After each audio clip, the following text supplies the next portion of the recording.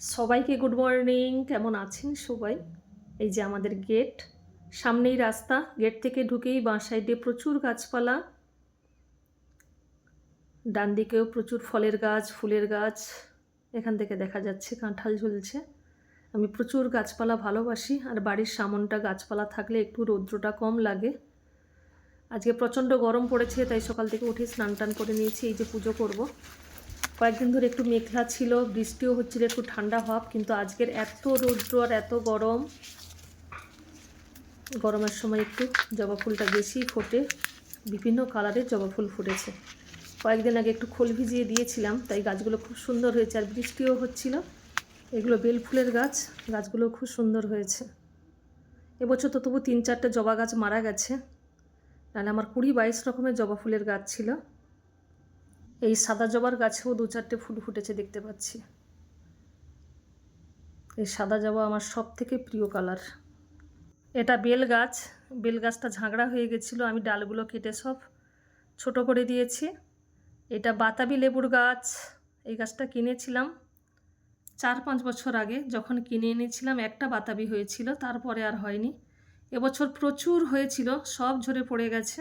এই দুটো আছে, আর বেশ বড় হয়েছে। এটা কাঁঠাল গাছ। এবছর প্রচুর কাঁঠাল হয়েছিল, কিন্তু সব ঝরে পড়ে গেছে। আর পেছনে সব এই যে লেবু গাছ, গন্ধরাজ লেবু প্রচুর হয়েছে। এত হয়েছে যে ডালগুলো ভারে একদম নুইয়ে গেছে। এখানে কয়েকটা লঙ্কা গাছও আছে, গোল লঙ্কা। একটা পেকেছে দেখছি। 4টে গাছ আছে এখানে, সব মাটিতে লাগানো। এটা জামরুল গাছ, কি কালার কি জানি, হাজব্যান্ড এনেছে। এটা আতা গাছ, প্রচুর ফুল হয়েছে। এই যে একটা আতা হয়েছে।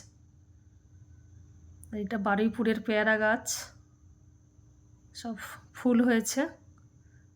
ছোট জায়গা, শর্ট জায়গা পেছনে, এই জন্য ডালগুলো সব কেটে ছোট করে রেখেছি গাছগুলো।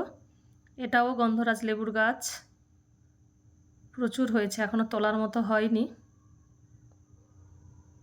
এখানে একটা পাতিলেবুর গাছ ছিল, মারা গেছে। একটা টক লেবুর গাছ ছিল, মারা গেছে। এবছর আবার রথের সময় উঠুক, লাগাবো আবার।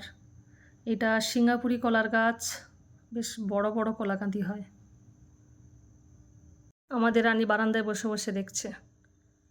এই যে সেই জামরুল গাছ, কয়েকদিন আগে দেখিয়েছিলাম, কত বড় বড় হয়ে গেছে জামরুলগুলো, আর সব কালার চলে এসেছে।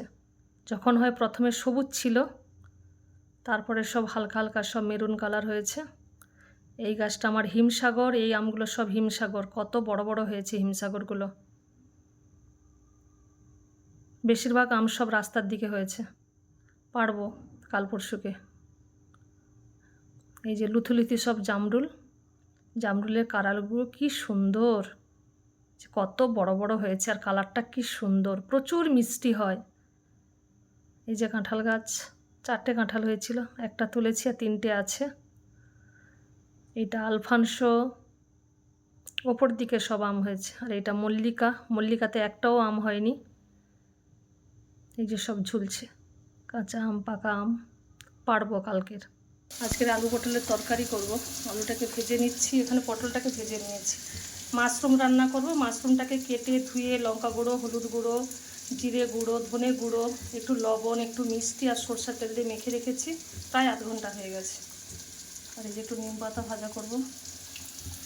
নিম পাতা এই সময় বেশ খেতে ভালো লাগে।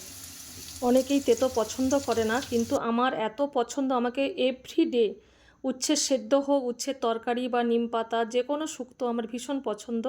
আমার মতো কে কে পছন্দ করো কমেন্ট করে জানাবে।